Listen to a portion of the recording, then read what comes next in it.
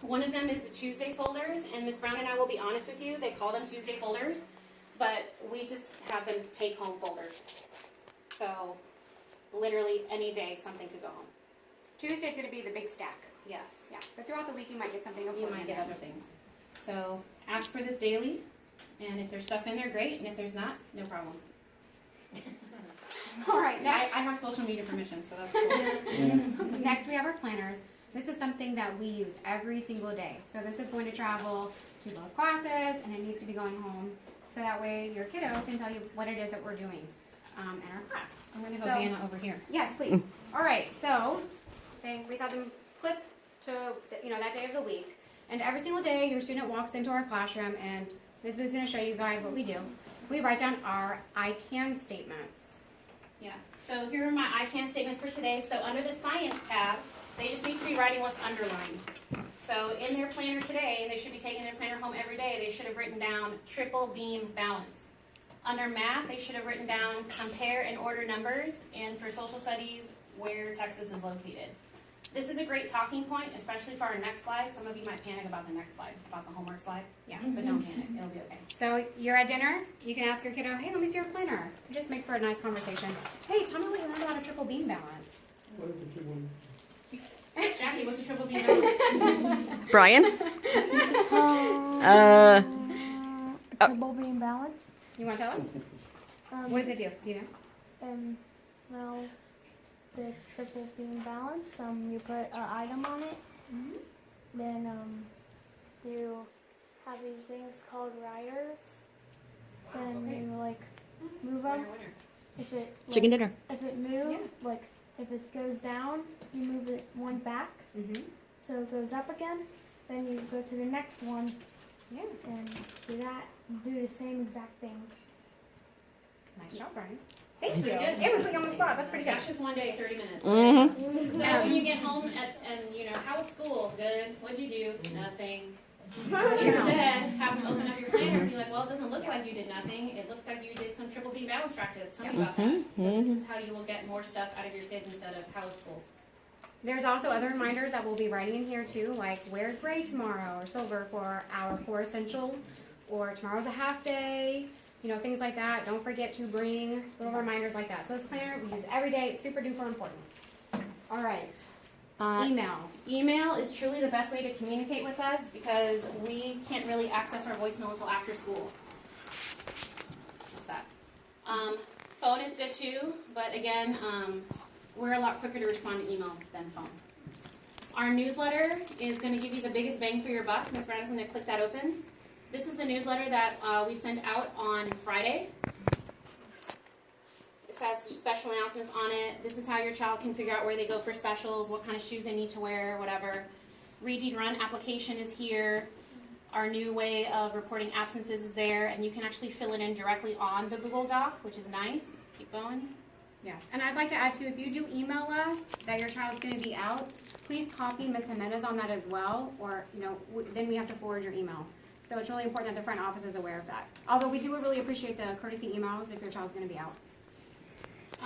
Then we get to kind of down to the content part, and this is kind of straight from our lesson plans. We'll be learning about whole numbers, place value. We try to put in some games or videos that go along with it, but sometimes those are hard to find. In which case, just save these. We had a parent last year who created a folder in their email just for these newsletters. And if one newsletter didn't have a lot of information or the student was being really successful with that task, then they would revisit the old newsletters, and that's a really great way to spiral back. Here's a triple beam balance tutorial. Keep going. Okay. Checking the weather, social studies. You can actually log into the social studies. Do you want me to open that? Yeah. Okay. You can log into the social studies newspaper, and your child has access to basically our entire social studies curriculum. Like all 32 weeks of newspapers are available to you. Right now, we are finishing up week 1, which was supposed to be last week, but first day stuff. Yeah. And this is exactly what the kids one looks like too. They can highlight, it reads it to them. Scroll down. These are our notes from class. Like I highlighted them today while we were learning. I found Texas. Yeah. Excellent. And then at the bottom, if you're looking for that extra reading comprehension practice, every page has 3 questions that deal with the passage. So if you're looking for a reading comprehension practice, this is where you're going to find it. The stuff at the bottom is teachery stuff.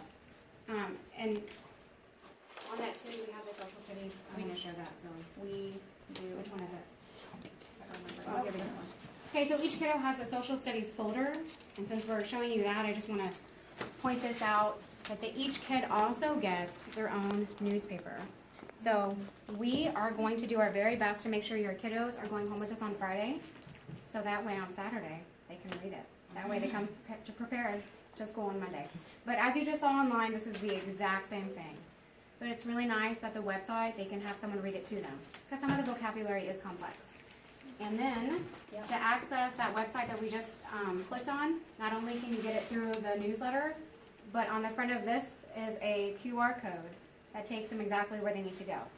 And we had each student write down Texas State Weekly and the V15. And we've shown them this in class as well. We did. We showed them this in class. All right, what's next? This? Is this right? Is that correct? This is correct. Yes. Homework. There isn't any. There's not homework. He wasn't lying. There is not homework. There's a catch though, there's a catch. There's a catch. Some of you are angry. I understand your feelings because you want practice at home. I understand. Some of you are very happy because now you get family time and all the sports and the piano and the violin and the Bible study and whatever you have to do, now you have time.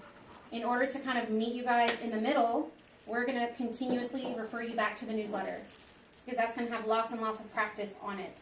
Also a non-negotiable, Ms. Brown? 20 minutes of reading every single night. And I don't care what genre that is, if it's fiction, nonfiction, I think that's where the newsletter and the newspaper come in really handy. But 20 minutes. It's proven, there's scientific data behind it. I think we actually have that in here. Don't we have that slide? Yes, that's the next slide. It's the next slide? Or the Maybe next? the next slide. Maybe This the slide one. after that. Okay. Maybe.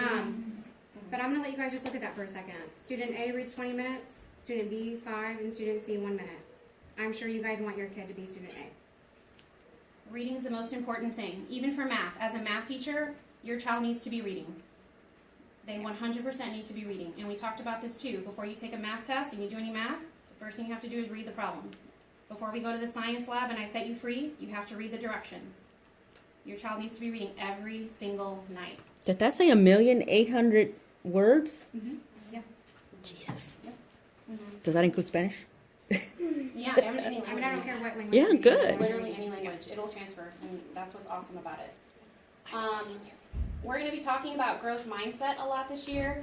You're not going to hear us say things like, your child is very smart, because that kind of puts a top on what your child is capable of. So you'll hear me and Miss Brown say to the kids things like, wow, you're working really hard on that. I can tell you really took your time. I can tell this is really important to you. Because those are the things that matter. Like, being smart is nice, but I'd rather your children be hardworking and dedicated and try no matter what. That's what we want. And around our classroom, you're going to see posters too. Sometimes we hear kiddos saying things like, this is too hard. But we want to train them to say, this may take some time and effort. So those are throughout our rooms. Those are throughout our rooms. Today we also started studying the 7 habits of happy kids. It's actually based on the 7 habits of highly successful people. And we did habit 1 today, which is be proactive, which means your child should be in charge of themselves, which also goes hand in hand with the no homework thing. So if your child is going home and saying, I don't have homework, they are not in fact being proactive. They should be saying to you, I'm going to read for 20 minutes before I go outside to play. I'm going to set my clothes out before I go to bed tonight. I'm going to brush my teeth without you having to tell me. These are just healthy life habits. So we're definitely pushing more towards your kiddos. You know, they're going to run the world one day, and we need them to be independent and driven, and that's what we want. And I would love if you guys had a second on your way out to look at our 7 habits posters. They're on that board. Yeah, take a look. We're going to be covering all 7 habits probably by the end of September, and that's kind of changing the way we talk to our kids too. You know, my pencil broke. Well, what does a proactive student do if their pencil breaks? So it definitely gives us that common language. Okay, new to 4th grade is the writing star test. All right, so we actually pulled up some release star tests. This is from 2017. The Writing Star Test is roughly 75% revising and editing. That's a lot. So each time the newsletter comes out and there's a grammar portion, I would pay really special close attention to that. Revising and editing, that's the biggest bang for your buck. This is information on the written composition if you're curious what your kiddo will be tested on. This is a sample. Okay, so I know that thing on the box is really distracting. It's distracting to a lot of the kids too. But the most important thing is to look at the right part. That's what your child's asked to write about. So write about the person you would want to meet and explain why you would choose that person. They do have 4 hours, and they are given one sheet of paper, just a regular size, and they have to stay in those parameters. They can't go, if anything's out of the black border, it's not looked at. I'm going to show you another release star. Okay, write about one type of hard work you do. Tell about your work and explain why it is so hard to do. So we call these kind of prompts expository writing passages. Where in the past they've had to write personal narratives. Now they're kind of following something a little bit more formulaic, if you will. They have their introduction, they have their body, they have their closing. And if you're looking into more Release Star, we just Googled it. Released 4th grade writing star test, and it takes you straight to the website. It's free for everybody. Take a look at it. You can also take a look at previous math and reading Release Star tests as well. What else? Okay, next. These are the testing dates, if you're curious. Okay. It's what it is. This is your slide. Okay, yes, this Yeah. is mine. We follow a reader's workshop model. Basically, I do a 10-minute mini lesson. I read out loud to them. We're also allowed on the STAR test to use a dictionary, both for reading and for writing. That was new last year. Okay, with the exception of math. You were not allowed to use a dictionary on math. Because they So- might look up the word perimeter, and then their whole world lights up. Yes. We don't want that. So it's really awesome if you guys can make the investment to buy your child a dictionary now, and they can practice it in both of our classes. They can still use it in Miss Boo's classroom, just for good practice. That's a life skill, and I think that's just a really great tool for them to have at their access. And then it will have to pass their inspection, if you will, and then they can use that specific dictionary on the STAR test. I also have dictionaries in my classroom, so does Miss Boo. They can use those as well. But it's nice if you buy them one and they have that one. That's also really great if you're kind of still looking to fill the homework gap, like you're panicked inside because we're not sending home 5 worksheets a week. Dictionary practice is much better than that. I do about a 10-minute mini lesson. I read out loud to them. They go off and they read for about 30 minutes or so on their own. And during that time, I'm conferencing with them. If Ms. Kemp's in my room, she's conferencing with them. So we can dive a little bit deeper into the book that they're reading. This is a really great article. I'm not going to talk to you about it now, but it's just the importance of children, even though they're older now, for them to listen to someone read to them. I know often when they're this age, we're like, okay, go do your reading time, but it's really valuable if they hear us read. Yeah, and that's any language, especially because the texts that you are reading are typically more challenging than what your child is reading. So if they're hearing you read harder texts, then eventually they will also be able to read those harder texts. Will you hold up my notebooks too, if you don't mind? I live Okay, thank you. for holding up your notebooks. For writing, we also follow a writer's workshop model again, so a 10-minute mini lesson. Oh, And they- here's the size of the paper, sorry. Oh, thank you. Yeah, that's your star paper. This is the actual, like it's from the Release Star, we just printed it. Mm-hmm. This is the paper. So 10-minute mini lesson, then they go out on their own, and when they're writing on their own, I'm conferring with them, setting goals, pushing them to be a better writer. Okay, all of my notebooks, and I'm sure this is the same for you, they're allowed to go home. If you want to check in on how your kiddo is doing in the writing notebook, they want to write at home, they want to work in their reader's response notebook at home, they are more than, I'm happy that if they go home. They just have to come back the next day. And if they don't, we talked about a proactive way to solve their problem if they forget their notebook at home. And All that's fine. We just stapled a piece of paper in there Yeah. and it's fine. All right, grammar and conventions has kind of changed how we've done this lately. I believe your student was exposed to this in 3rd grade. We now teach it in the form of goals. So the newsletter that went out, there were 3 grammar goals. One of the goals, for example, might be something like, I can capitalize proper nouns. So then our expectation is that all of our students, since they've been taught that and they've practiced it, will capitalize those proper nouns. And one really awesome thing, because I have 2 classes, I make 2 anchor charts. One stays in my room, one stays in Miss Vu's room. because even mathematicians and scientists, they write too. So they're being held accountable for those goals in both classes. That's pretty neat. What are you looking for, Ms. Vu? Notebooks. Okay. No worries. All right, next is social studies. Ms. Vu, Ms. Kemp, and I, we co-teach that. I think we kind of talked about that. Yes. You have access to the newspaper. You Yes. have access to the website. Anything else about social studies? Or Texas history. 4th grade is Texas history. Yes. Yes. Yeah. So like, literally from like the dawn of when Texas was under an ocean, all the way until like Shallow sea. Texans shallow sea. Yes. So all the way until we celebrate the different cultures that are in Texas and how Texans have contributed to United States history. We cover the whole thing. If you guys ever go on any really cool vacations in Texas, we love to see the pictures. The kids get a really big kick out of that. If you see any Yeah. landmarks, you go to the Alamo, That's us. send them our way. That's us. Show us I'm what you waiting know. on you, man. Yes. Next. Okay, here's my thing. Oh, I brought the wrong journal then. That's fine. Okay, my goal in math is for your kiddos to be problem solvers. So that's kind of the reason why I'm not sending home 5 sheets of homework every day that have 10 problems on them.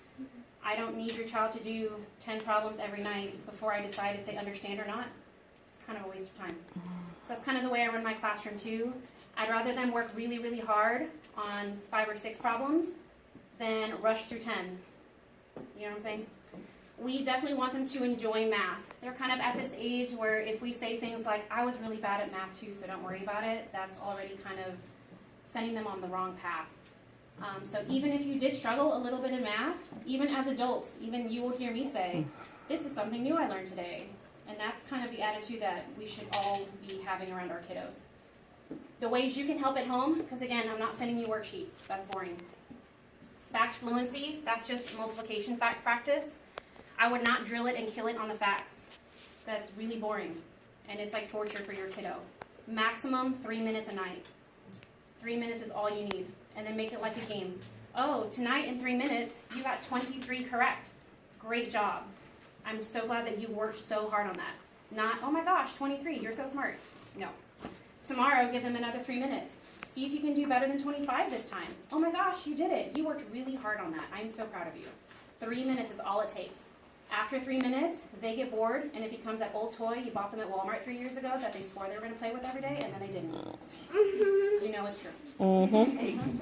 Financial literacy, this is about money. The way 4th graders learn about money is a little bit crazy because they have to learn about profit and loss, fixed and variable expenses.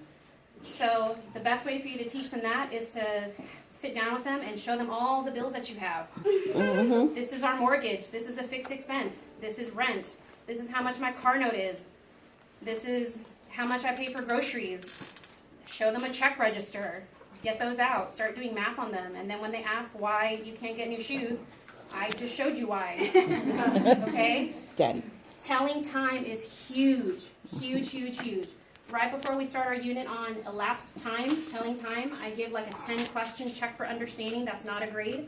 Last year I had 4 kids pass that test. 4 out of 42 kids. Children do not know how to tell time. And I'm not talking about like on a digital clock. I'm talking about like with the hands, you know, the analog clock. There's an app for it if you need it. Also, I would set a timer on your phone for every 15 minutes past the hour, every 30 minutes past the hour, and every 15 minutes to the hour. When your timer goes off, you say, it's 5:15. Tell me what time it is. It's 7:30. What time is it? That way in February, when we get to solving elapsed time, they know how to tell time. That's one of the things I do not teach. I will teach your kid to add if they don't know how to add. I will teach them long division if they don't know how to long divide. I am not teaching telling time. They should already know that. Measuring time, same thing. Measurement. Start measuring things. In the newsletter, it was suggested that you start checking the weather with your kiddo. Great time to start learning graph skills. Make a line graph, make a bar graph. What do you notice? Enrich problem solving. So focus a lot less on did you get the answer right? Oh, you got the answer right. You're so smart. Wow, show me the work that got you to this answer. You must have worked really hard to get here. I'm very proud of you. And these are some websites that you can visit if you need to fill in the gap of no homework. I recommend IXL. That's very Yeah. user. The kids use it. I love it. Do you I want to have tell one us Dreambox. Dreambox is the big ticket money thing that the district spent money on. If you're familiar with Imagine Math, that is gone. It has been replaced with Dreambox, and as a teacher, I actually prefer it because Imagine Math, it would kind of stop you. Like, oh, you finished the entire 4th grade pathway, now there's nothing for you to do. But with Dreambox, depending on how hard your child works, they could be doing math all the way up to like 7th or 8th grade, depending on how often they're on it. So this is kind of the new thing that we're doing. Do you It's have to pay for also, no, you don't pay for it. They wrote that check a long time ago. So that's Dreambox, and we're learning how to access it this week at stations. So I think 8 of my kids got on today, because I saw one group, but by the end of the week, they'll all know how to do Dreambox. So if you're looking for math practice to fill in the math homework hole, get them on Dreambox. Okay, I'm gonna piggyback on what she's saying. I forgot to mention iStation. I think most of you guys are probably familiar. iStation is not new. It's a reading program that, again, the district paid for. We'll be practicing how to access that as well this week or next. And Ms. Boo's gonna show you at the front of each student's planner, we have stapled in all of their login information and more is to come. So that way your proactive student cannot tell you that they don't remember, or that they forgot it, or they lost it. It's right there for them. It's right here. And we'll be adding more stuff to it once Yeah. we get logged onto Prodigy and other math games, stuff like that. She's saying that we're almost done. All It's right, not true. parents and teachers. The our iStation's a great first resource for you action guys is to get in extra